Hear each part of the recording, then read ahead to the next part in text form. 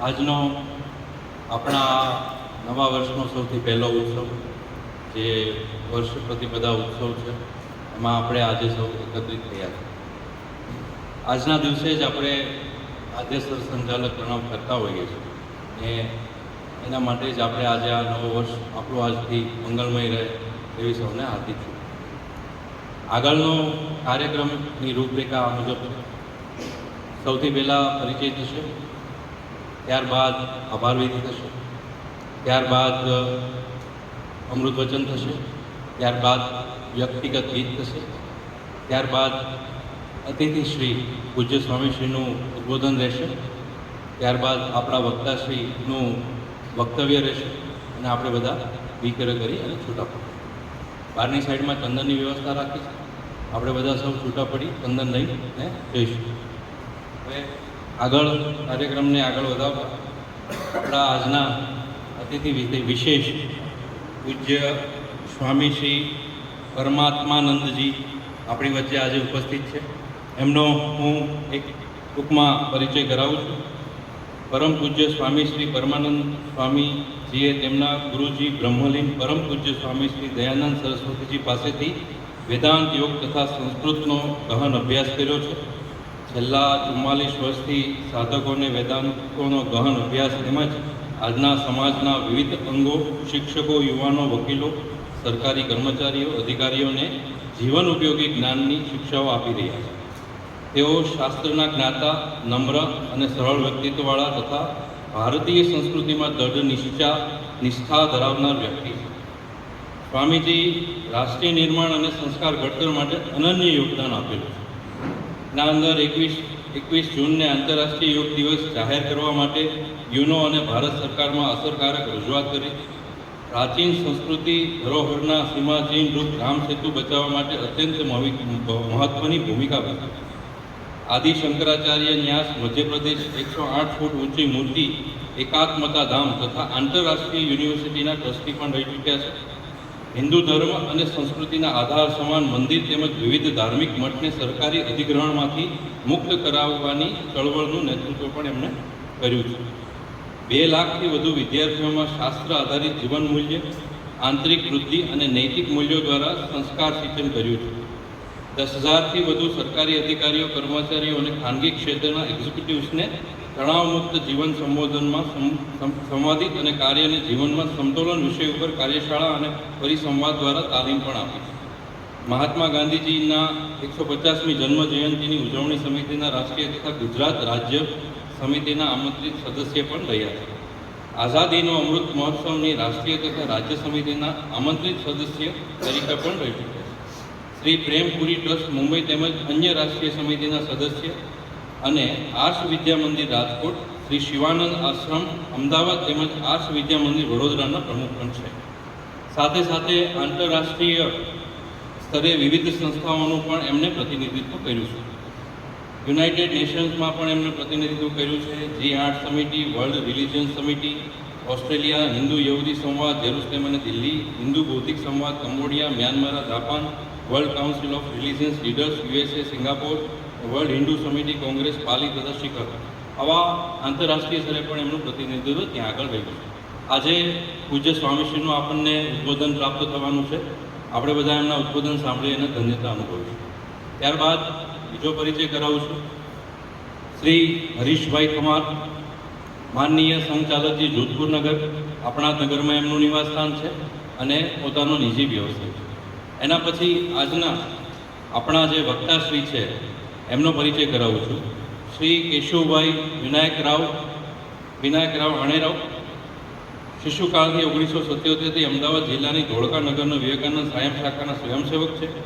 પોતે MA અંગ્રેજી સાહિત્ય સુધીનો અભ્યાસ કર્યો છે. તૃતીય વર્ષ 1995માં કર્યો છે.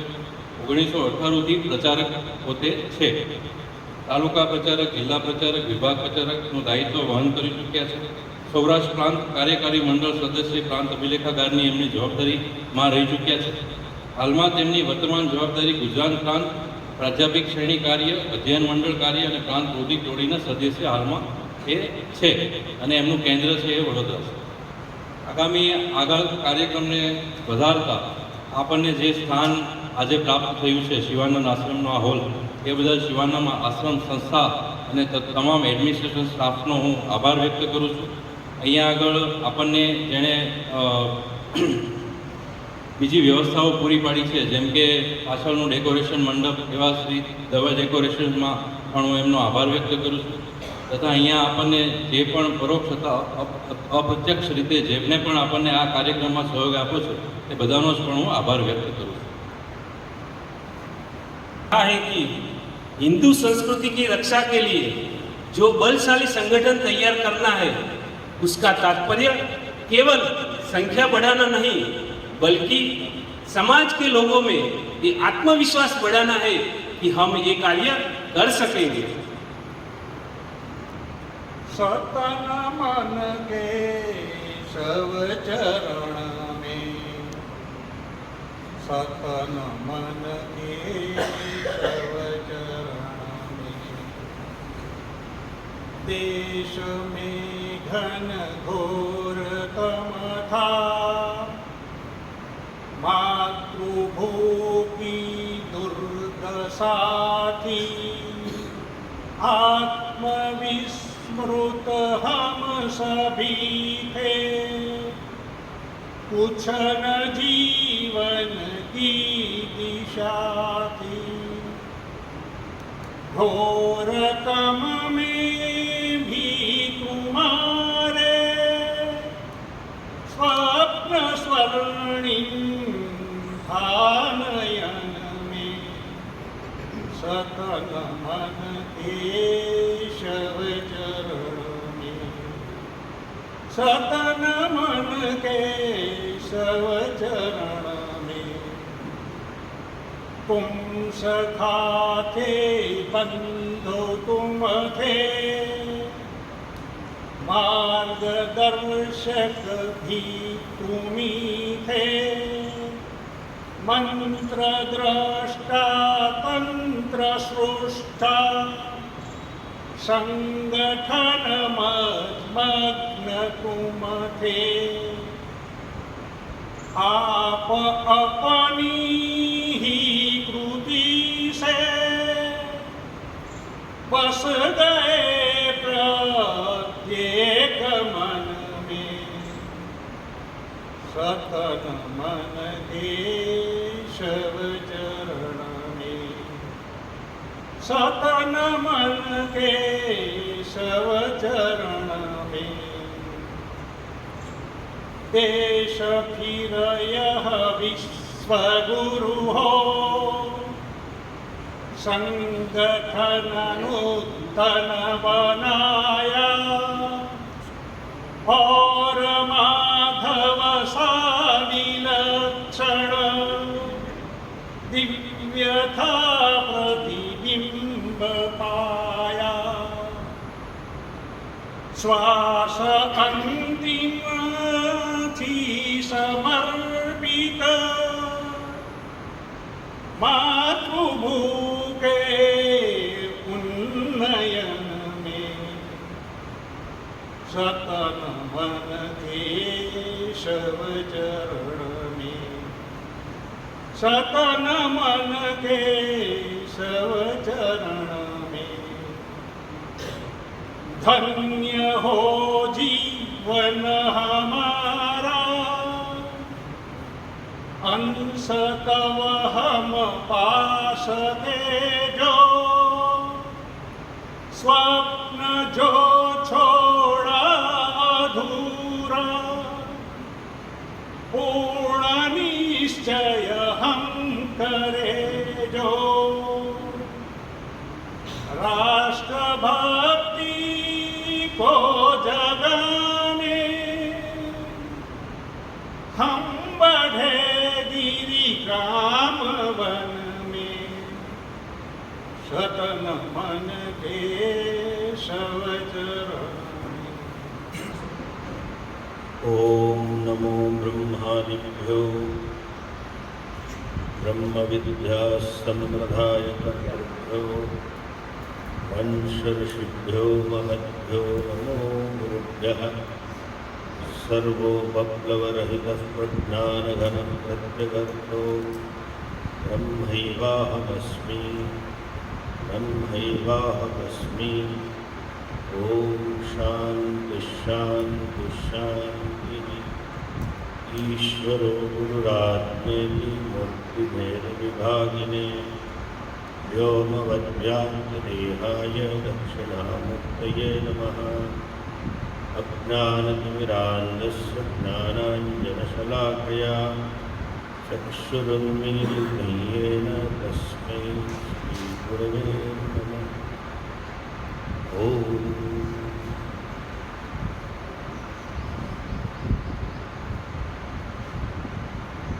आदरणीय केशव जी, हरीश जी, भारत माताની સર્વે સંતાનો, રાષ્ટ્ર માત્ર ભૌગોલિક ક્ષેત્રફળ નથી.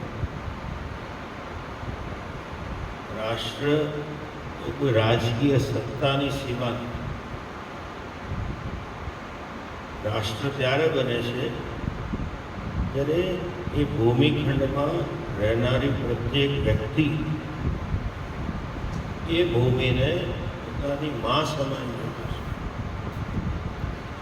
માતૃભાવથી એ ભૂમિને જુએ અને જેને પરિણામે સમાજની દરેક વ્યક્તિ બીજી વ્યક્તિને એ જ માતાનું સંતાન હોવાને લીધે મારો ભાઈ છે કે મારી બહેન છે એ ભાવનાથી છે.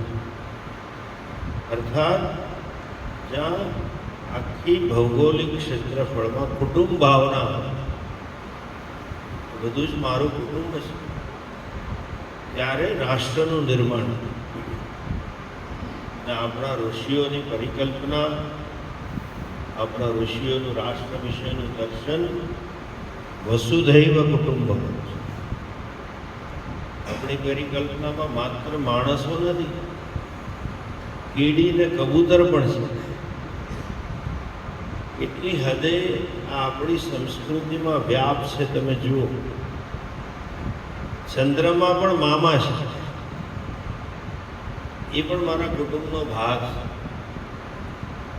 વાર્તા આપણે વાંચીએ, હિતોપદેશ વગેરે, તો કીડી બહેન અને કબૂતર ભાઈ છે.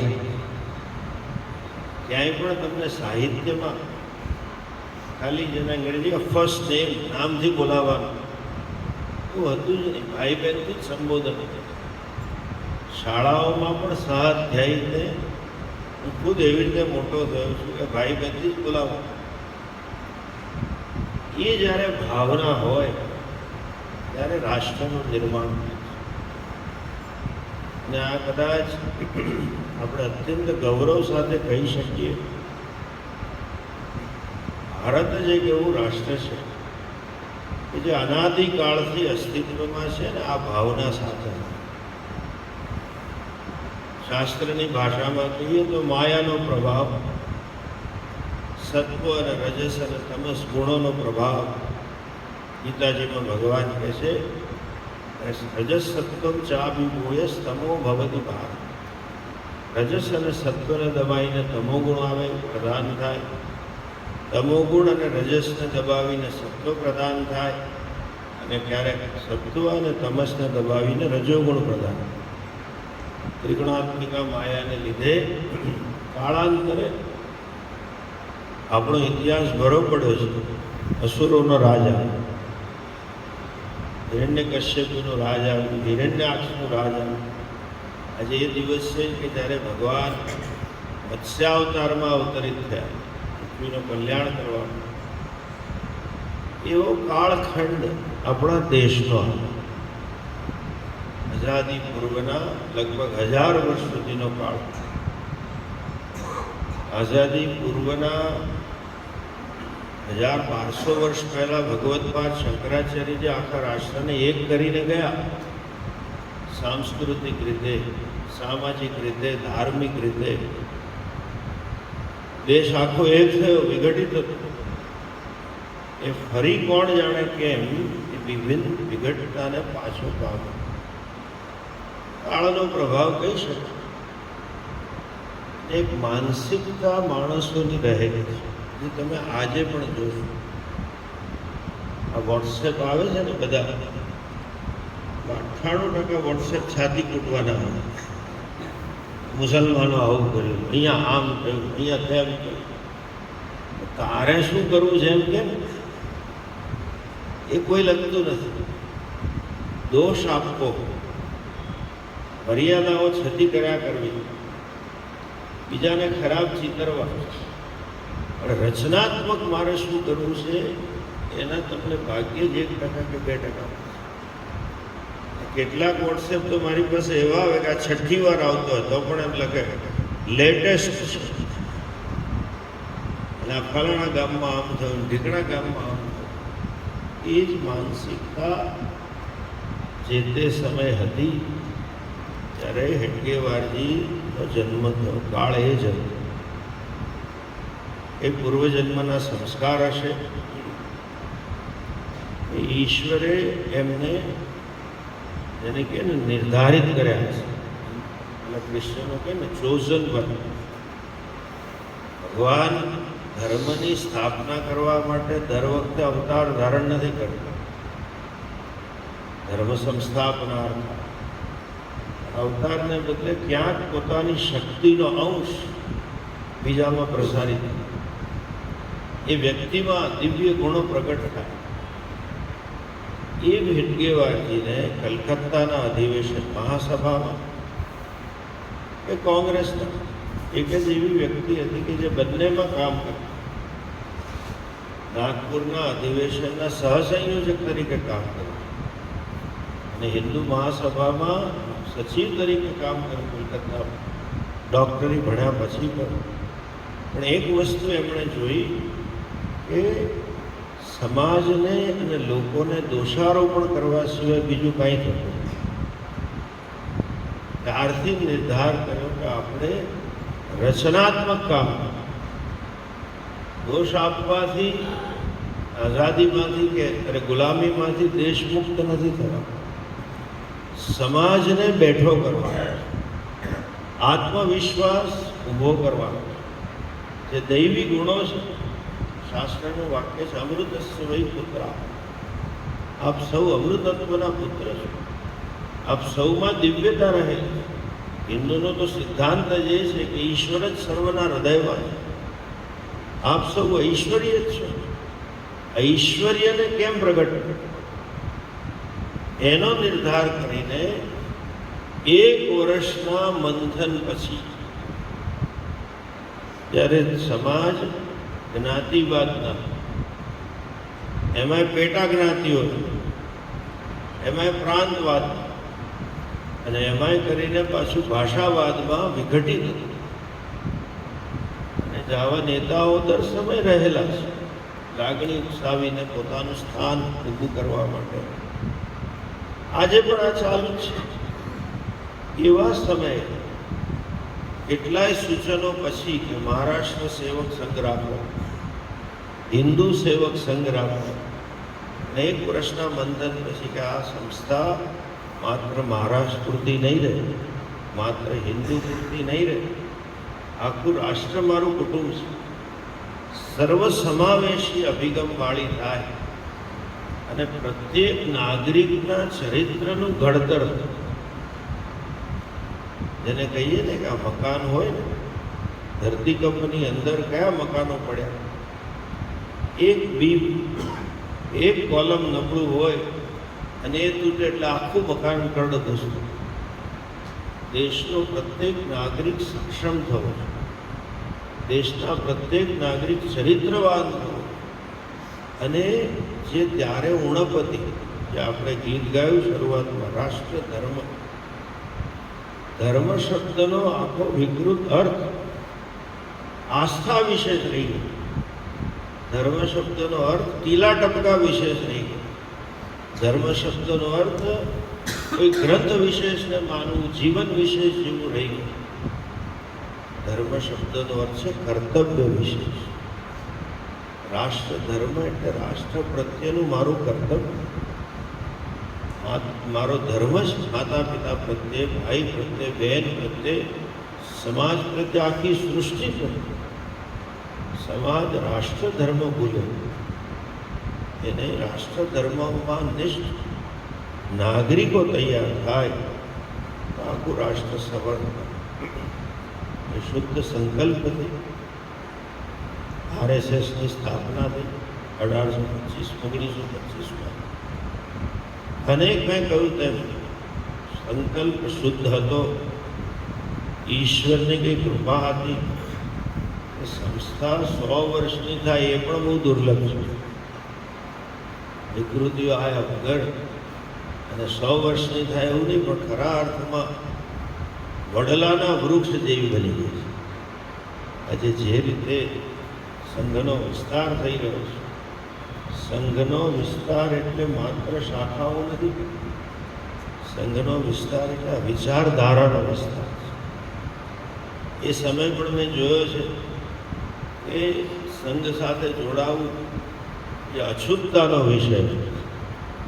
ભારતીય જનતા પાર્ટીના નેતા સાથે જોવું એ બધા અછૂત ગણાય. આજે સમાજનો પ્રત્યેક અંગ ગૌરવ અનુભવે છે. ભલે કારણ કંઈક થોડા ઘણા જુદાય હોઈ શકે છે. રાષ્ટ્રને બનાવવું છે. આ ભૂભાગનો હું નાગરિક છું, આ ભારત મારી માતા છે. આ વિચારનો પ્રસાર એ જ સાચો સંઘનો પ્રસાર છે. અને ડૉક્ટર હેડગેવારજીનું મેં કહ્યું તેમ શુદ્ધ સંકલ્પ, ત્યાર પછીના સર્વે સંઘચાલક, ત્યાર પછીના સર્વે પદાધિકારી, ત્યાર પછીના સર્વે સંઘના કાર્યકર્તાઓની નિષ્ઠા, સંપૂર્ણ સમર્પણ, નિસ્વાર્થ ભાવનો આ ભાવનાને પ્રસારી. એમને હું માનું છું ત્યાં સુધી શ્રેષ્ઠ શ્રદ્ધાંજલિ એ થાય કે આપણે આ ભાવનાને સમાજના પ્રત્યેક ભાગમાં પ્રસ્થાપિત કરીએ. બહુ પ્રચલિત શબ્દ છે જયચંદો, એ આજે પણ છે. પોતાના સત્તાના સ્વાર્થ માટે, સંપત્તિના સ્વાર્થ માટે, એટલે ગુજરાતીમાં કહેવત છે ને આપણે, વર મરો કન્યા મરો, ગોર મહારાજનું તરભાણું ભરો. બિચારા ગોર મહારાજને તરભાણા નથી. તમે ધોતિયું લેવા જાઓ તો એમ પૂછે પાછા બાપુજી માટે જોઈએ છે કે મહારાજ માટે જોઈએ છે. સુપારી લેવા જાઓ તો એ પૂછે પૂજા માટે જોઈએ છે કે ખાવા માટે. આ નવી કહેવત છે, દેશ મરો પ્રજા મરો, સ્વિસ બેંકના અમારા ખાતા ભરો. નવી પ્રજા છે. એવા લોકો જ્યારે છે ત્યારે નિરાશ થયા વગર નિષ્ઠાપૂર્વક આપણે રાષ્ટ્રભાવના પ્રસ્થાપિત કરીએ. વધુ ને વધુ સમાજના પ્રત્યેક અંગમાં એ જો માનું છું એમને શ્રેષ્ઠ શ્રદ્ધાંજલિ હશે. અને એના માટે કૃત નિશ્ચય થવું એ જ નૂતન વર્ષનો શ્રેષ્ઠ સંકલ્પ. આપણે સૌ ભગવાન એવી શક્તિ આપે એવી ભગવાનના ચરણોમાં પ્રાર્થના સાથે આપને સૌને મળીને ખૂબ આનંદ. ઓમ તત્સત. આજના આપણા ઉત્સવના પ્રમુખ અતિથિ પૂજ્યપાદ શ્રી પરમાત્માનંદજી મહારાજ, આપણા નગરના માનનીય નગર સંઘચાલકજી, આ આત્મીય સ્વયંસેવક કાર્યકર્તા બંધુ, મારી પણ કસોટી છે. આજે એક શ્રેષ્ઠતમ સંતની ઈશરામાં આપણે આ ઉત્સવ મનાવી રહ્યા છીએ. અને આજે આપણા વર્ષનો પહેલો જ દિવસ છે. આપણા સૌની આપણને સૌને કલ્યાણકારી ભાષામાં એમણે વાત કરી છે, સૌનું કલ્યાણ થાવ, રાષ્ટ્રનું કલ્યાણ થાવ, સૌનું કલ્યાણ. તો આપણો પહેલો જ દિવસ ખૂબ સારો થયો છે. પૂજ્યપાદ સંતના આપણને શ્રેષ્ઠ વચનો સાંભળવા મળ્યા છે. આપણે સૌ એમના આભારી છીએ. આજનો દિવસ છે વર્ષ પ્રતિપદા ચૈત્ર સુદ એકમ. આપ શું જાણતા જ હશો કે સૃષ્ટિનો પ્રથમ દિવસ છે. આ બ્રહ્માજીને જ્યારે સૂચન થયું કે ભાઈ સૃષ્ટિનું નિર્માણ કરો, એમને આ પવિત્ર દિવસ પસંદ કર્યો હતો. પશ્ચિમની કલ્પના અલગ પ્રકારની છે. પહેલાં શું થયું, પછી શું થયું, સોમવારે શું થયું અને રવિવારે રજા માણી. તો આપણે એવું તો છે નહીં. પહેલા જ દિવસથી આપણી સૃષ્ટિનું નિર્માણ થયું છે. એમાં પણ વિશ્વ કલ્યાણની જ ભાવના વ્યક્ત કરી છે. એટલે આપણું જે પ્રાચીન રાષ્ટ્ર છે એમાં વિશ્વ કલ્યાણની ભાવના પ્રથમ દિવસથી જ હતી. ક્યાંય કોઈ ભેદભાવ તો હતો જ નહીં, ક્યાંય કોઈ ભેદભાવ તો હતા જ નહીં. એટલે પ્રથમ દિવસથી ભારતે વિશ્વને આ વિશ્વ બંધુત્વ અને વસુધૈવ કુટુંબકમ આ ભાવ પહેલા દિવસથી જ આપેલો છે પ્રાચીન કાળ. અને આપણું રાષ્ટ્રનું જે નિર્માણ પણ થયું છે એ એમ જેમ થયું નથી. કોઈ વિશ્વની યાત્રાએ નીકળ્યા અને પછી લાગ્યું કે આ ભારત છે એટલે ચલો આ ભારતને બદલે અમેરિકા શું થઈ ગયું કે ઓસ્ટ્રેલિયા શું થઈ ગયું, તો છે ને. તો આપણા વેદોમાં પણ આનો ઉલ્લેખ છે કે જીવ માત્રના કલ્યાણ માટે ઋષિ મુનિઓએ આખી તપસ્યા કરી, ચિંતન મનન કર્યું અને એમાંથી બળશાલી અને ઓજસ્વી રાષ્ટ્રની ઉત્પત્તિ થઈ. આ રાષ્ટ્રને આપણે દેવ માનીએ છીએ. તદસ્મૈ દેવાહ ઉપસન્નમંતુ, આવું અથર્વવેદમાં કહેલું છે. આ રાષ્ટ્રદેવ છે, એને અમે નમન કરીએ છીએ. તો આ જે સંકલ્પના છે એ ધારણા પ્રત્યક્ષ વ્યવહારમાં આપણે લાવેલા છીએ. આજનો દિવસ વિજયનો પણ અને શૌર્યનો પણ દિવસ છે. આપણે ત્યાં જેવી રીતે વ્યક્તિની અંદર, સમાજની અંદર કંઈ ને કંઈ ઉથલ પાથલ થતી હોય છે, ઉત્થાન અને પતન. કોઈ વ્યક્તિઓ છે એને કંઈ સમાન દિવસો નથી હોતા. ક્યારેક દુઃખ પણ આવે છે, ક્યારેક સુખના દિવસો પણ હોય છે. તો વ્યક્તિનો સમૂહ સમાજ પણ છે, સમાજમાં પણ આવું જોવા મળતું હોય છે. આપણી શાસ્ત્રની ભાષામાં દૈવાસુર સંગ્રામ પણ કહેવાય છે. એક પ્રકારે સુખ દુઃખના આંતરિક અને બાહ્ય બંને પ્રકારનું હોય છે. તો એ સુખ દુઃખનું એટલે કે ઉત્થાન અને પતન બધા રાષ્ટ્રોમાં જોવા મળે છે, બધા સમાજમાં જોવા મળે છે. પરંતુ ભારત એકમાત્ર એવું રાષ્ટ્ર છે કે જેણે પોતાના પુરુષાર્થથી, પોતાના ચિંતન મનનથી ફરીથી આ રાષ્ટ્રને જે ભોંય ભેગું થઈ ગયું હતું એ ભોંય ભગા ભારતને ફરીથી ઉદીયમાન ભારત અને ઉચ્ચ શ્રેણી પર લઈને વિશ્વગુરુના સ્થાન પર એને સ્થાન અપાવ્યું છે. એટલે ઉત્થાન અને પતનનો ક્રમ પ્રત્યેક સમાજમાં, પ્રત્યેક રાષ્ટ્રમાં ચાલતો હોય છે. પરંતુ વિશ્વના બાકી ઘણા રાષ્ટ્રો એવા હતા કે જેમનું વિશ્વમાં પ્રગતિ, ભૌતિક પ્રગતિમાં ખૂબ યોગદાન આપ્યું એમને પોતાનું. પરંતુ જ્યારે એનું અધઃપતન થયું તો ફરીથી એમનામાં એવું કોઈ ચિંતન મનન હતું જ નહીં. એવું શાશ્વતી વિચાર નહોતો, કેવળ ભૌતિકી વિચાર હતો, કેવળ સમુત્કર્ષ હતો, ઈશ્વરેશ હતું જ નહીં એમની પાસે. એને કારણે એ રાષ્ટ્રો ભોય ભેગા થઈ ગયા. આજે કોઈ એમને યાદ પણ નથી કરતું. અર્થાત એમની જે સંસ્કૃતિ છે એને કોઈ યાદ કરતું નથી. એમના જે મહાપુરુષો થઈ ગયા એને પણ યાદ કરતા નથી. પરંતુ ભારત એકમાત્ર રાષ્ટ્ર એવું છે, પ્રાચીન રાષ્ટ્ર છે. મહારાષ્ટ્રની વાત કરી, એક રાષ્ટ્ર છે અને એની માટે ખૂબ બધા પ્રયત્ન કર્યા પ્રાચીન કાળથી લઈને આજે પણ એ પ્રયત્ન ચાલુ છે. આ રાષ્ટ્ર આજે ઉત્થાનના માર્ગે ચાલી રહ્યું છે. અને આ બધામાં આપણો પુરુષાર્થ બહુ અગત્યનો છે. આજના દિવસ માટે કહેવાય છે કે મહારાજા યુધિષ્ઠિરનો, સમ્રાટ યુધિષ્ઠિરનો રાજ્યાભિષેક થયો હતો. એની પહેલાં શ્રી રામનો રાજ્યાભિષેક થયો હતો.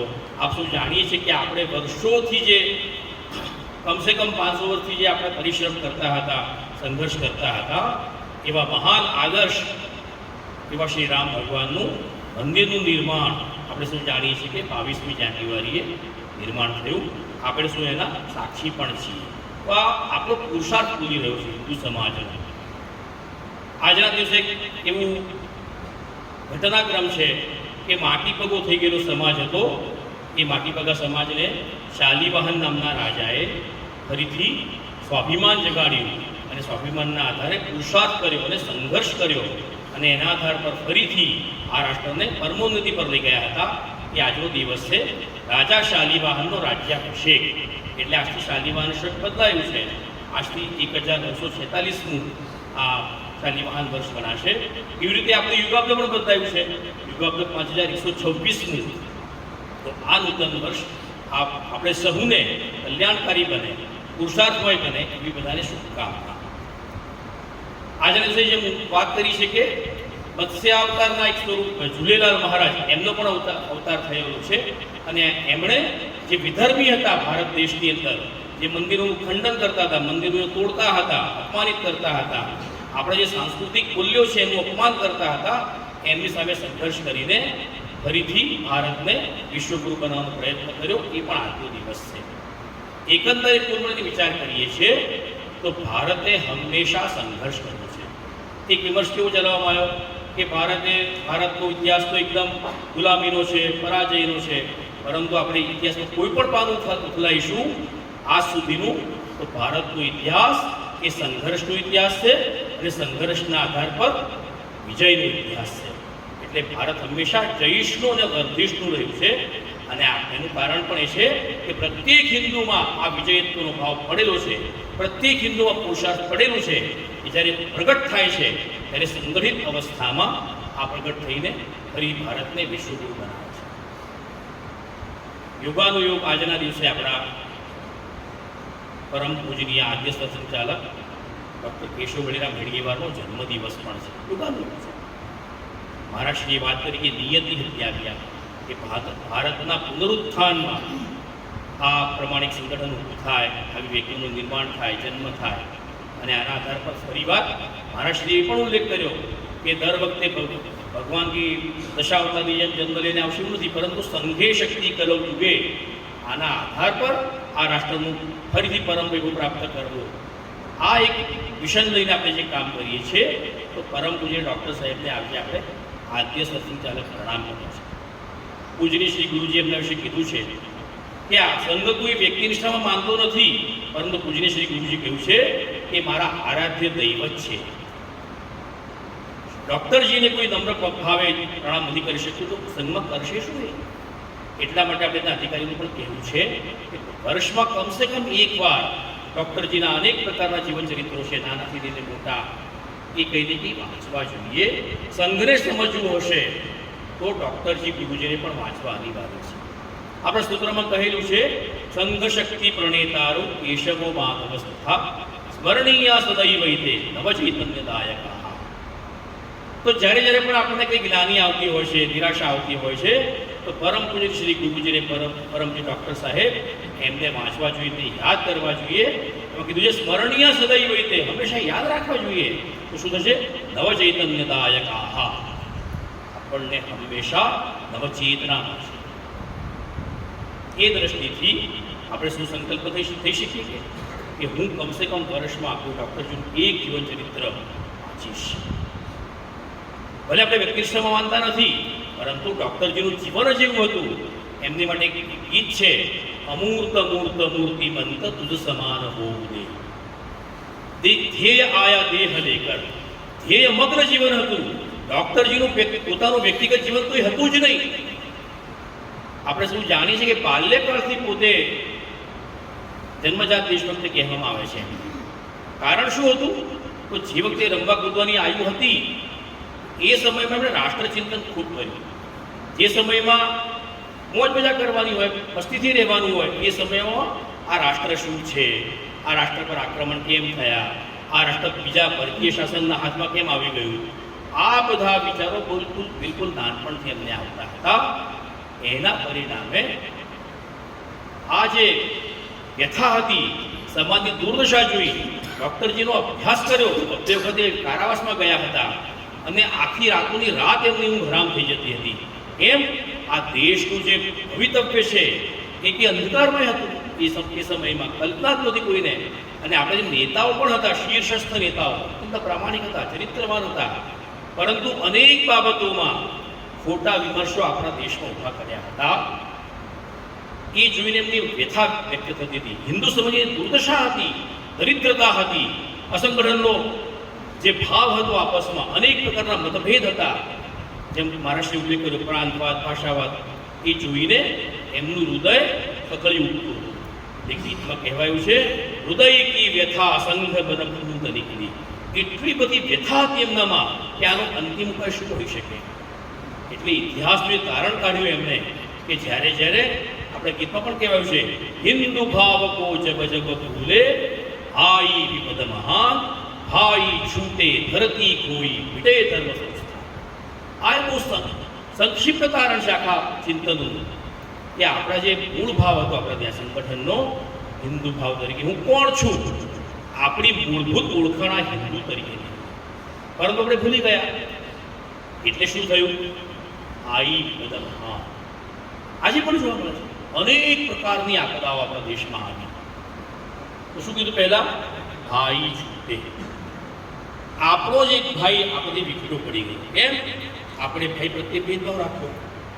આપણી બાજુમાં કોઈ સુખ બેસે, બીજે બેસે તો આપણને વાંધો નથી આવતો, પણ આપણો જ એક વિસ્તારમાં રહેનારો કોઈ હશે અથવા આપણો જ હિન્દુ ભાઈ હશે એની પ્રત્યે આપણે ભેદભાવ રાખ્યો, અસ્પૃશ્યતાનો ભાવ રાખ્યો, છૂઆછૂતનો ભેદભાવ રાખ્યો, એટલે ભાઈ છૂટે મતાંતરિત થયો. કેરળની ઘટના છે કે કેરળમાં એક આજની જે સંવૈધાનિક ભાષામાં કહેવાય એને શેડ્યુલ કાસ્ટ સમાજ, એની એક વ્યક્તિના દીકરાને સર્પદંશ કર્યો, સાપ કરડ્યો. તો એને એ વખતે જે જમાનામાં કઈ પદ્ધતિ છે ડૉક્ટર પાસે લઈ જવાનો હતો. તો માર્ગ તો ખૂબ દૂરનો હતો, નજીકનો એક માર્ગ હતો, એક નદી હતી, નદી વહેતી હતી અને માર્ગ પર જતો હતો. ત્યારે એ સમયમાં પેલા તથાકથિત જે ઉચ્ચવર્ણીય બ્રાહ્મણો હતા એમણે કીધું, એ વિદુષનાજી આ માર્ગ ભ્રષ્ટ કરીશ. હવે લોકો સ્નાન કરતા હતા અને કેટલા દૂર હતા અને માર્ગ ભ્રષ્ટ થાય કેવી રીતે? એણે વિનંતી કરી કે ભાઈ મારો દીકરો સાપ કાઢો છે, દૂરથી જઈશ તો મારો દીકરો ભરી એ કઈ ના કહેવાય, તો અમને અભડાઈશ, તો અમને અસ્પૃશ્ય બનાવી લે, અમે અશુદ્ધ બનીશું. આ પ્રમાણેનો એક ભાવ પ્રગટ કર્યો. આ દ્રશ્ય પેલા એક વિધર્મી જોયું. મેં કીધું તું તારે ત્યાં જવું છે, ચાલ મારી સાથે આવ. તો વિધર્મીને જેવું વાંધો નહોતો, ત્યારે આપણે હિન્દુ સમાજ ચીડીચૂપ થઈ ગયો એકદમ. અને એ કયો એટલે એને મન થયું કે આ જે ધર્મભ્રષ્ટ વ્યક્તિ છે, આ સાવ એકદમ જે આપણો વિરોધી છે એને માટે વાંધો નથી, મને મારી માટે વાંધો છે. અને પછી એને મત પરિવર્તન. કેરળનું ઉદાહરણ આપણે સૌ જાણીએ છીએ. એટલે આ સાર્વત્રિક દુર્દશા છે આપણે હિન્દુ સમાજની, ઓછા વર્તાનો છે. વિવેકાનંદજીએ પણ કીધેલું કે પાગલ ખાન છે જે માણસ આપણે કહીએ છીએ અહમ બ્રહ્માસ્મિ તત્વમ અસી, એની માટે આવા બંધનો છે. પાછળ એને ઝાડુ બાંધવું પડે છે, આગળ એને ડબ્બી રાખવી પડે છે ચૂકવા માટે, એનો પડછાયો પણ ના પડે. આ હિન્દુ ભાવનું જબ જબ ભૂલે અને આનો પૂરો દુરુપયોગ અથવા ગેરલાભ લીધો પરકીય શાસક, પરકીયમાં. અને આપણે ત્યાં મોટા પાયે મતાંતર. બીજી શું બની? ધરતી ખોઈ. આપણા અધિકારી કહેતા છે હિન્દુ ઘટા દેશ ઘટા. એટલા માટે આપણે આવા બધા કાયદા લાવવા પડે છે, સીએ અને એનઆરસી. સાર્વત્રિક બધા હિન્દુ જ હતા. અફઘાનિસ્તાન કહો કે આજનું પાકિસ્તાન કહો કે બાંગ્લાદેશ કહો, બધા હિન્દુ હતા. પરંતુ હિન્દુ સમાજે સંઘર્ષની મનોવૃત્તિ છોડી દીધી. પુરુષાર્થ ઘટવા લાગ્યો, હિન્દુ ભાવ ઘટવા લાગ્યો. એટલા માટે જે અખંડ ભારતની આપણે જે કેવળ વાત નથી કરતા, કેવળ સંકલ્પના નથી, આ આપણો શ્રદ્ધાનો વિષય છે. આવવા એ અખંડ ભારત શને શને ખંડિત થવા. આજે આપણે ખંડિત ભારતમાં રહીએ છીએ. આ વેદના છે આપણે. બીજું કીધું મિટે ધર્મ સંસ્થાન. રામ મંદિરનું પ્રત્યક્ષ ઉદાહરણ છે.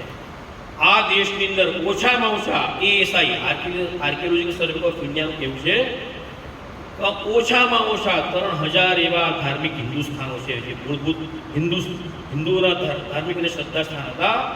એ આજે પરકીય, વિધર્મી, મુસ્લિમ, ક્રિશ્ચન એ લોકોમાં પરિવર્તિત થયા છે.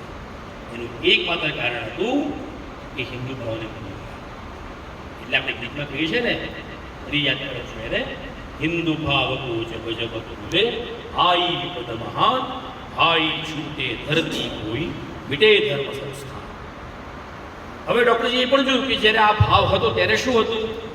તો એ વખતે આપણે ત્યાં વિશ્વગુરુ હતા. નેતાઓના મનમાં શું હતું? એ વખતે ગુલામ કેમ થયા? પરકીય લોકો આપણી પર આક્રમણ કરી ગયા. પરકીય લોકો હતા કેટલા?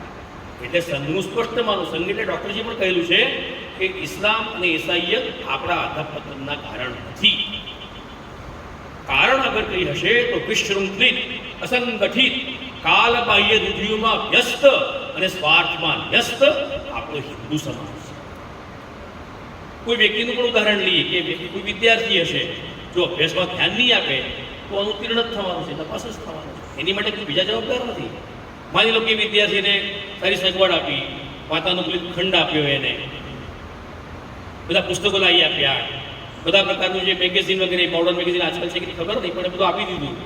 અને આપણે અપેક્ષા રાખીએ કે ભાઈ હવે તારા ગુણાંકે પાસ થવો જોઈએ, ઉત્તીર્ણ થવો જોઈએ, તો એ પણ અધૂરું છે. વિદ્યાર્થીએ પોતે પુરુષાર્થ કરવો પડશે. તો પુરુષાર્થનો ભાવ જ્યાં નહીં હોય, સગવડો ઘણી બધી હશે, પરંતુ પુરુષાર્થ નહીં હોય, પરિશ્રમ નહીં હોય, સંઘર્ષની માનસિકતા નહીં હોય, એની માટે જે કંઈ છોડવું પડે છોડવાની તૈયારી નહીં હોય, તો આ વિદ્યાર્થી ભલે સગવડ હશે તો પણ એને સફળતાની મળે. એટલે કુળ મળીને જે હિન્દુ સમાજની જે અવસ્થા હતી એમણે જોયું અને નક્કી કર્યું કે આ બધું કેમ આવ્યું. આપણા નેતાઓ શું કહે છે કે આ રાષ્ટ્ર તો એક ધર્મશાળા જેવું છે, કારવા હતા ગયા બધા ચાલતા ગયા. તો રાષ્ટ્ર સંબંધમાં પણ આપણા તત્કાલીન જે શીર્ષસ્થ નેતાઓ હતા એમના મનમાં ધારણા ખોટી હતી. આ કેટલો રાષ્ટ્ર છે, આ હિન્દુ દેશ છે જ નહીં. કેવી ધારણા હતી કે ભાઈ મને ગાળ આપો પણ હિન્દુ ના કહેતા. કેવી ધારણા હતી આ દેશ એક છે જ નહીં. હવે બધા પશ્ચિમી વિચારો પર આપણા લોકો એમાંથી પ્રભાવિત થયા. ડૉક્ટરજીએ કહ્યું કે આ મૂળભૂત ચિંતનને સુધારવાની બદલવાની આવશ્યકતા છે. જે આ વિચાર છે એ પ્રસ્થાપિત કરવાની આવશ્યકતા છે. મૂળભૂત ચિંતન પ્રસ્થાપિત થવું જોઈએ.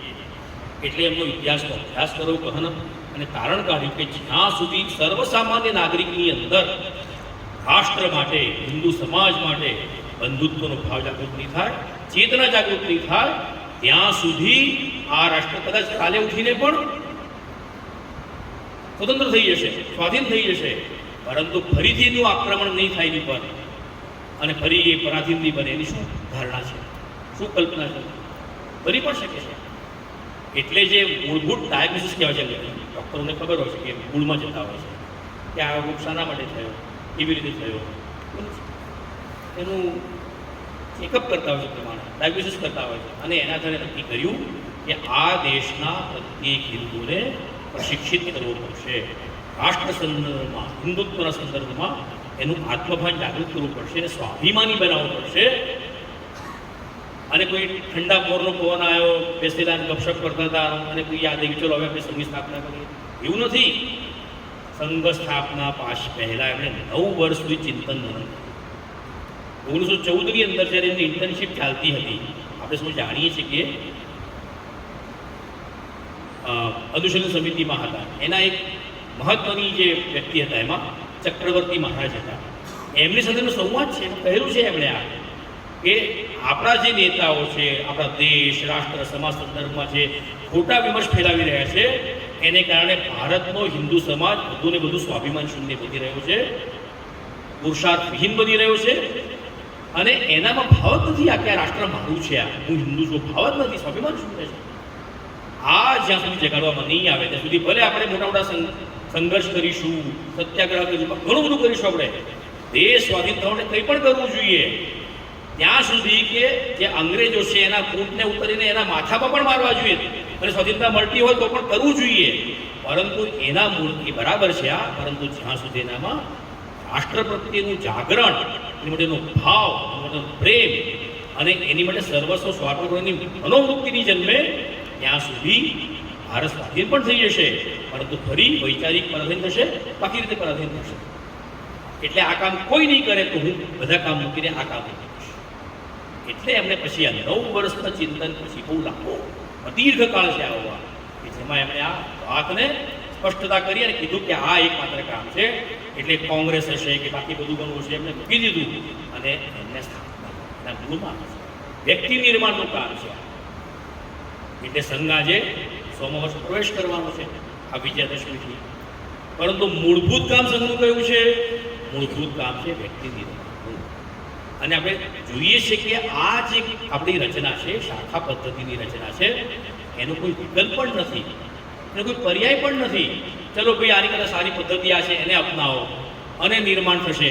જે માર્ગે આપણે જવા માગીએ છીએ અને ભારતને રાષ્ટ્ર વિશ્વગુરુ બનાવવા માંગીએ છીએ અથવા પરમ વૈભવ પ્રાપ્ત કરવા માંગીએ છીએ, જે લક્ષ્યને પ્રાપ્ત કરવું છે એની માટે આ એકમાત્ર માર્ગ છે. પ્રત્યેક વ્યક્તિમાં સંસ્કાર, પ્રત્યેક વ્યક્તિમાં રાષ્ટ્રભાવ જગાડો, ચરિત્રવાન સમાજનું, નાગરિકનું નિર્માણ કરો. આ એકમાત્ર છે વિકલ્પ. એટલે એનો કોઈ પર્યાય પણ નથી, આનો કોઈ બીજો કોઈ માર્ગ પણ નથી, વિકલ્પ પણ નથી.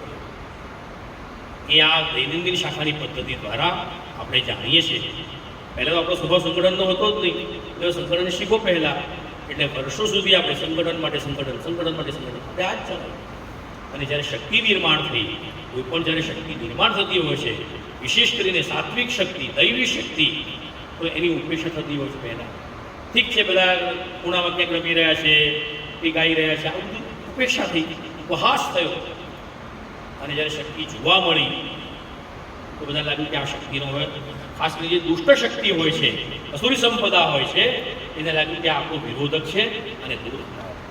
અને એટલા માટે આપણો સંઘનો ઇતિહાસ કહે છે આપણી ઉપર 3 વાર પ્રતિબંધ આવે. કારણ શું હતું? આપણી દૈવી શક્તિ છે.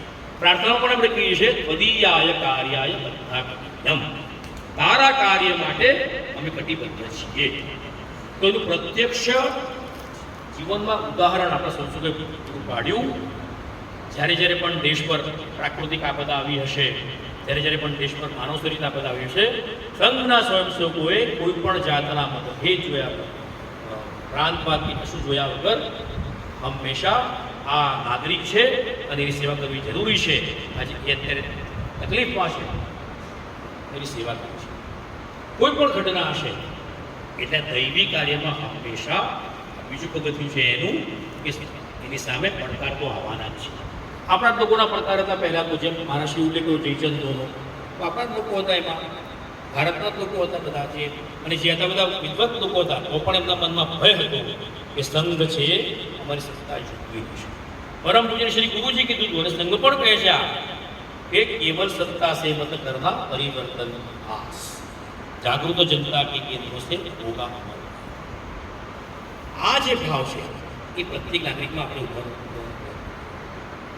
એટલા માટે સંઘર્ષના પૂરો સંઘર્ષ કર્યો, પુરુષાર્થ કર્યો, અને એના આધારે આપણે ફરીથી જેમ સોનું હોય છે એ કેમ જેટલું એની પરીક્ષા થતી હોય છે, કસોટી થતી હોય છે, એટલું ઉજ્જવળ થઈને બહાર આવતું હોય છે. આવી ભિન્ન ભિન્ન અગ્નિ પરીક્ષાનો આપણે સંઘર્ષ કરીને સામનો કર્યો અને ફરી સાચું સોનું જેને કહેવાય છે ઉજ્જવળ તેને બહાર આવે. બાકીના સમયમાં આપણે જાણીએ છીએ કે 15 વર્ષની અંદર જ પરમ પૂજ્ય ડૉક્ટરજીએ લોહીનું પાણી કરીને સંઘને એ સમયમાં સાર્વત્રિક ફેલાવ્યો. એ સમયમાં જેટલા પણ પ્રોવિન્સ હતા, મુખ્ય શહેરો હતા, મહાનગરો હતા, એમના 15 વર્ષના સમયગાળામાં જ સંઘનું કામ એ વખતે રાવલપિંડીમાં પણ હતું, તામિલનાડુમાં પણ હતું, ગુજરાતમાં પણ હતું ને આસામમાં પણ હતું, ઓડિશામાં પણ હતું. તો પોતાના જીવથી જીવ એમણે જોયું હતું કે આ લઘુ રાષ્ટ્રનું એક સ્વરૂપ. 9મી જૂને જ્યારે એમને છેલ્લું પ્રવચન આપ્યું ત્યારે એમણે કીધેલું કે ભારતની સામે અત્યારે મારી સામે હું એક હિન્દુ રાષ્ટ્રનું લઘુ સ્વરૂપ ને આનંદ વ્યક્ત કર્યો અને કીધું, આહવાન કર્યું સંઘના કાર્યકર્તાઓને કે ગ્રામીણ વિસ્તારમાં 1% હિન્દુને આપણે સુસંગઠિત કરવો છે, એ 90નું નેતૃત્વ કરી શકે, અને નગરીય વિસ્તારમાં, નગરીય મહાનગરી વિસ્તારની અંદર 3% હિન્દુને સંગઠિત કરવાના છે કે જે શેષ 97 લોક સમાજનું કુશળ નેતૃત્વ કરી શકે, યોગ્ય નેતૃત્વ આપી શકે. નેતૃત્વનો સંકલ્પ એ રાજકીય નથી, સામાજિક છે, સાંસ્કૃતિક છે. અને એટલા માટે એમણે આ કીધું, આહવાન કર્યું. સંઘના સંસ્થોએ આહવાનને ઉપાડી લીધું છે. આજે પણ પરિશ્રમ કરીને સંઘના કામને વધારી રહ્યું છે. એટલા માટે સંઘનું કામ આજે પણ જઈષ્ણુ ને વર્ધિષ્ણુ છે. એકવાર એક બેઠકની અંદર આપણે અખિલ ભારતીય અધિકારીનો પ્રવાસ હતો. પૂછ્યું કે ડૉક્ટરજીને કોણે જોયા નથી, ગુરુજીને કોણે જોયા નથી? તો ડૉક્ટરજીને દ્વારા તો કોઈ હતા જ નહીં, લગભગ કોઈ હતા નહીં. તો એમને પૂછ્યું કે તમને કેવો અનુભવ થયો ડૉક્ટરજીનો ત્યાંથી? અરે મેં ડૉક્ટરજીને જોયા નથી, મારું કમનસીબ છે. આવો ભાવ છે કે શું ભાવ છે? તો સમજો કે કીધું કે હા, એ તો અમારા ભાગ્યમાં હતું નહીં, પણ ગુરુજીને ચોક્કસ જોયા છે. તો એટલા માટે એમણે કીધું કે ડૉક્ટરજીના ગયા પછી પણ સંઘકામ એ જ પદ્ધતિથી ચાલે છે. જે મૂળભૂત આપણો સિદ્ધાંત છે, ભારત એ હિન્દુ રાષ્ટ્ર છે, પ્રાચીન રાષ્ટ્ર છે, એક રાષ્ટ્ર છે અને ભવ્ય આપણું એક વિજયશાળી રાષ્ટ્ર છે. આ ભારત માતા આપણી આરાધ્ય દેવતા છે અને પ્રત્યેક હિન્દુ સમાજ, હિન્દુનું સંગઠન કરીને, સમગ્ર હિન્દુ સમાજનું સંગઠન કરીને આવી વિજયશાળીની શક્તિ પ્રાપ્ત ઊભી કરીશું. ધર્મનું રક્ષણ કરતાં કરતાં પરમ વૈભવ પ્રાપ્ત કરીશું. આ જે મૂળભૂત આપણી વાતો છે એ આપણે ક્યારે એમાં તડજોડ કરી નથી. તો આ પરિશ્રમ કરતા કરતા આજે આપણી 25મી પેઢી ચાલી રહી છે. એટલે કે સંઘનું કામ જયેશનું ને વર્ધિષ્ણું નહીં છે. પરમ પૂજ્ય ગુરુજીના સાર્થક પ્રયત્નોથી, પરિશ્રમની પરાકાષ્ઠાને કારણે એક વખત કાર્ય ઊભું થયું. જેમની મનમાં વેદના હતી કે આજે પણ હિન્દુ સમાજમાં અસ્પૃશ્યતા જોવા મળે છે. તો એમનું નિમિત્ત કોને બનાવ્યું? એમણે પરમ પૂજ્ય ગુરુજી પણ મોટા આધ્યાત્મિક પુરુષો આપણે જાણીએ છીએ. એમણે પ્રયત્નપૂર્વક પરિશ્રમ કરીને બધા જ સંતોને સંત શક્તિને એક મંચ પર લાવીને એમના દ્વારા કેવડાયું, કેમ કે મોટી શક્તિ છે. ભારત પર જ્યારે પણ આવી આક્રમણ થયું હતું, પરકી આક્રમણ, તો સંતો દ્વારા જ આ દેશનું પુનરુત્થાન થયું છે.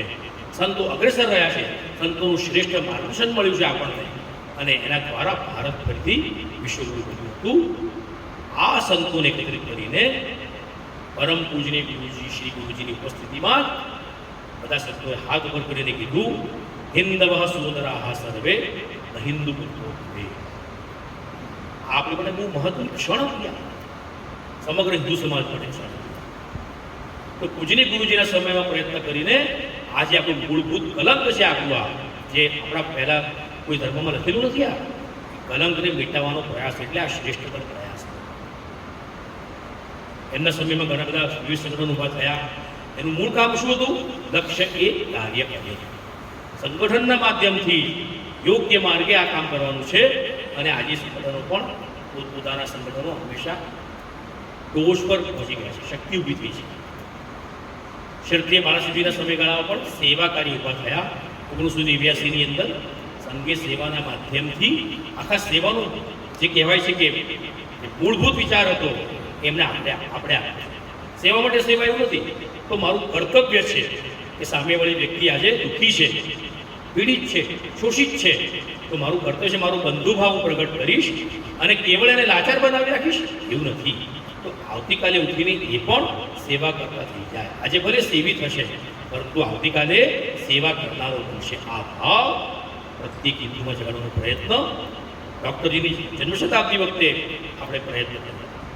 અને ડૉક્ટરજીના સમયમાં જ આ કામ આજે આગળ શતાબ્દી વખતે આ કામ આજે આગળ વધી રહ્યું છે.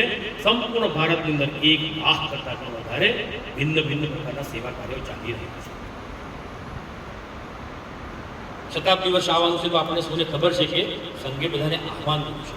સમસ્યાને પડકાર તો ઘણા બધા છે, પરંતુ કેટલીક વસ્તુ તરફ આપણા સ્વયંસેવકો સમાજમાં કેવળ સંઘકામ કરે છે એવું નથી. અનેક પ્રકારની સજ્જન શક્તિ છે, સંસ્થાઓ છે કે જે ઈચ્છે છે કે આ ભારત ફરી સશક્ત બનવું જોઈએ, સંગઠિત બનવું જોઈએ, સમૃદ્ધ બનવું જોઈએ, સમરસ બનવું જોઈએ. સમાજમાં જે દોષો છે, હિન્દુ સમાજમાં જોનારા દેખાતા દોષો, એ દૂર થવા જોઈએ. આવું પૂરા મનોયોગથી, તન મન ધનપૂર્વક, નિસ્વાર્થ વૃત્તિથી કરનારા સંઘ સિવાય અનેક સંસ્થાઓ છે. સંઘ શું માને છે કે આ બધાનો સહયોગ લેવો જોઈએ. સંઘનું નામ એવું સજ્જન શક્તિ. અને દરેક શાખાને પણ આહ્વાન કર્યું છે. સંઘનું મૂળભૂત ચિંતન શું છે? સંપૂર્ણ હિન્દુ સમાજ આપણું કાર્યક્ષેત્ર છે, એટલે સંપૂર્ણ હિન્દુ સમાજનો સહયોગ લેવો પડશે. સંઘ સ્પષ્ટ માને છે સમાજ દ્વારા સમાજ પરિવર્તન.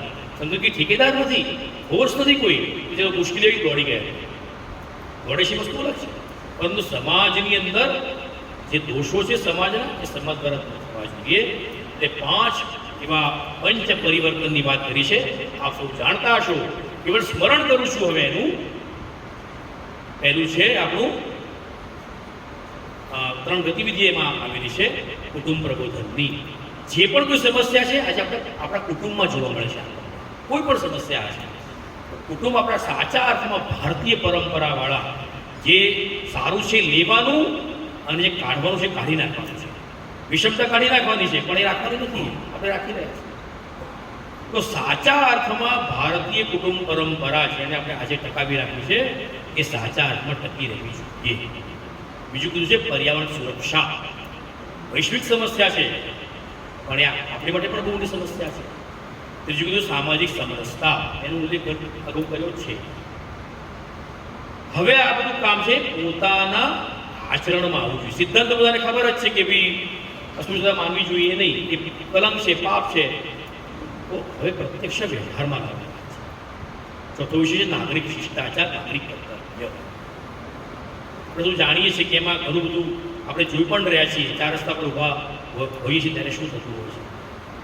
મોબાઈલનો કેટલો ઉપયોગ કરવો જોઈએ, કેટલો ઉપયોગ કરવો જોઈએ, ક્યાં બંધ રાખવો જોઈએ, ક્યાં ચાલુ રાખવો જોઈએ, એટલી વાત કરવી જોઈએ કે શું વસ્તુનો ઉપયોગ કરવો જોઈએ. એમાં આપણે જાણીએ છીએ તેનો દુરુપયોગ થઈ રહ્યો છે. અને છેલ્લો વિષય છે સ્વદેશી. અનેક પરિવારોમાં મારે જોયું થતું, તમે પણ અનુભવ કરતા હશો કે 69 ગુજરાતીમાં એટલે 69 બોલતા આવડે છે, 69 બોલતા નથી. આપણા ઘરમાં જે ઉત્સવો ઉજવાય છે, જન્મદિવસ ઉજવાય છે, સવારે ઉઠવાથી મળીને રાત્રે સૂઈ છે ત્યાં સુધી આપણી રહેણી કરણી કેવી છે? આપણા ઘરમાં જે સામાન્ય વસ્તુઓ છે એનો વિકલ્પ છે કઈ વપરાય છે આપણા દેશ આપણા ઘરમાં? આપણા ઘરમાં માતૃભાષા પ્રત્યે કેટલી સભાનતા છે? નહીં તો એક વાક્યમાં 4 અંગ્રેજી શબ્દ આવતા હોય છે, માંડ માંડ 2 ગુજરાતી શબ્દ આવતા હોય છે. તો ભાષા પ્રત્યેનું સ્વમાન છે, આપણું સ્વાભિમાન છે. મને ધર્મધર્મ એક પાઠ હતો તો એ પાઠ લખનારા સ્પેનના પાદરી હતા. શું નામ જાણો છો એને? શુદ્ધ ગુજરાતી બની ગયા હતા, ગણિતજ્ઞ હતા, સેન્ટ ઝેવિયર્સમાં પ્રોફેસર હતા. એમને શબ્દ પાઠ હતો એનો, ભાષા જાય તો સંસ્કૃતિ જાય. તો આપણે જોવા મળે છે આજે અંગ્રેજી ભાષા શીખવી ખોટું નથી, પોતાની માતૃભાષા સિવાય કોઈ ભાષા આપણને આવડી ગૌરવની બાબત છે. પરંતુ માતૃભાષાના ભોગે તો નહીં શીખી. તો આ 5 વિષયમાં પ્રત્યક્ષ કૃતિશીલ જીવન બને, પહેલા સ્વયંસેવક બને, પરિવાર બને, અને પછી નિકટતમ સમાજ, નિકટતમ જે વિશ્વ છે આપણું એ બને. એ 5 વિષયના આધાર પર આગામી દિવસોમાં સંઘ કાર્યરત છે અને સમાજની સર્જન શક્તિ લઈ સાથે રાખીને આ પરિવર્તન આપણે ઊભું કરવાનું છે. એટલા માટે શાખાએ પણ આ પ્રયત્ન કરવાના છે. પ્રત્યેક 3 મહિને શાખાની વિસ્તૃત બેઠક કરવાની છે, પરિવાર સાથેની બેઠક કરવાની છે અને મનોમંથન કરવાનું છે કે મારા વ્યક્તિગત જીવનમાં, મારા પારિવારિક જીવનમાં મારું જે નિકટતમ વિશ્વ છે એમાં 5 વિષયમાં કેટલું પરિવર્તન આવ્યું છે. મંગલ સંવાદ દ્વારા આવતું હશે, બાકીના ઉત્સવ સામૂહિક ઉજવવા એના દ્વારા આવતું હશે. તો આ 5 જે વસ્તુઓ છે એ પ્રત્યક્ષ કૃતિમાં આવે. આજે નૂતન વર્ષ છે, આપણે સંકલ્પબદ્ધ થઈએ. ગુરુજીની સંતના આપણને આશીર્વાદ પણ મળ્યા છે. આ હિન્દુ સમાજનું જે આપણે જે પરિવર્તન કરવા માંગીએ છીએ સંપૂર્ણ સમાજમાં, એની માટે આપણને સૌને સર્વશક્તિમાન પરમેશ્વર શક્તિ આપે, એવી સમૃદ્ધિ આપે સૌને. એ પ્રમાણે એ વાત કરીને મારી વાત હું વિરામ આપું.